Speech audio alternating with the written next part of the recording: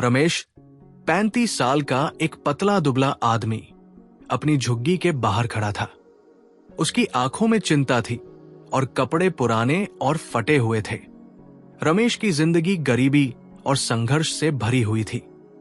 उसकी पत्नी बीमार थी। बच्चे स्कूल जाने के बजाय घर के छोटे मोटे कामों में मदद करते थे और बूढ़ी मां बिस्तर पर पड़ी रहती थी।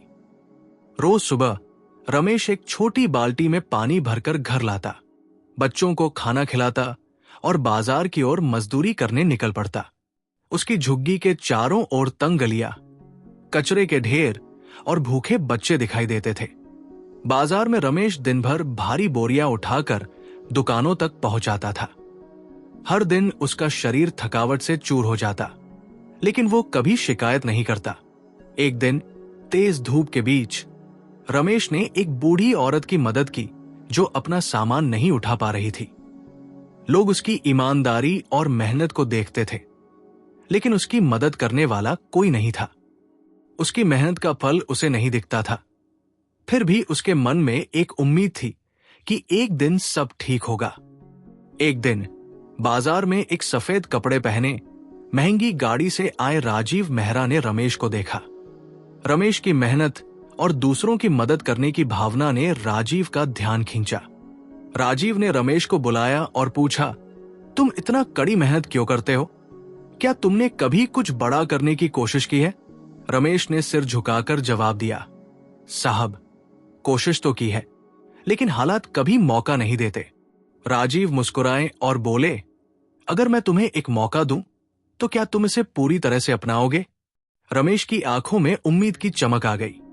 उसने तुरंत कहा, साहब, मैं अपनी पूरी जान लगा दूंगा। रमेश को राजीव ने अपने छोटे से किराने के व्यापार में काम करने का मौका दिया। शुरुआत में रमेश छोटे मोटे काम करता था, लेकिन वो नई चीजें सीखने के लिए हमेशा तैयार रहता था। पहले दिन उसने काम करते हुए कई गलतियां की, लेकिन धीरे धीरे उसने ग्राहकों से बात करना, स्टोर संभालना और हिसाब किताब रखना सीख लिया। उसकी मेहनत देखकर राजीव ने उसे और जिम्मेदारियां दी। रमेश की मेहनत रंग लाने लगी। उसकी तनख्वाह बढ़ गई, जिससे उसने अपनी पत्नी का इलाज कराया और बच्चों को स्कूल भेजना शुरू किया। एक दिन वो बच्चों के लिए नए कपड़े और किताबें लाया। जब उसने बच्चों को किताबें देते देखा तो उसकी आंखों में खुशी के आंसू थे। उसका परिवार, जो कभी निराशा में जीता था, अब एकजुट और खुशहाल महसूस करने लगा।